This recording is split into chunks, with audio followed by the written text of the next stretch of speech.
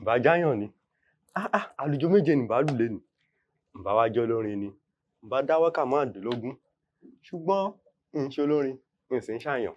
Báwo ni ṣe wá kí ẹni mi èèyàn mi, ọ̀gá mi màlẹ tí a nìkan.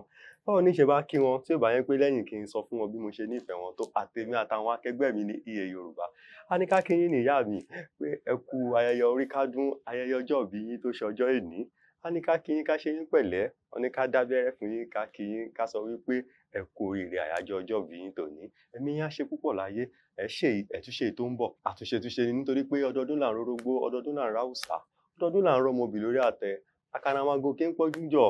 Tọ́dún bá dé yóò tún máa wù yóò máa wù sí i. Lọ́dún yìí bẹ́ẹ̀ ti ṣe lé sí i, ẹ máa lé sówó, ẹ máa lé sọ́mọ, ẹ máa lé sàkúbálẹ̀ ọrọ̀, ẹ máa lé sí ìfọ̀kànbalẹ̀, ẹ tún máa lé láti lè disburse náà ni o. Disburse yẹn gangan ṣe kókó. Màlẹ Eayoruba. Adé ìtàn Mariam aya Òjó. Ó káre láyé ọmọ wọn níjẹ̀bú, ìjẹ̀bú ọmọ alárẹ̀, ọmọ àwùjalẹ̀, ọmọ òrójòjòyè, ọmọ alágẹmọ mẹ́rìndínlógún, ọmọ aládìyẹ ògògò mọ̀gà, ọmọ adìyẹ bàlógùn ara òrokùn ara òradìyẹ, ọmọ olówó ìṣẹ̀ǹbáyé. Kékeré ìjẹ̀bú owó ni, àgbà ìjẹ̀bú owó ni. Bó bá rí ìjẹ̀bú kan owó lórí, bó sì rọ́gọ̀rọ̀ ìjẹ̀bú owó náà ni. Àwọn lọmọ mọ̀ ní nàwọ̀ tá. Congratulations and happy birthday to you. I wish you long life and prosperity. Ire àtayọ̀ fún yín.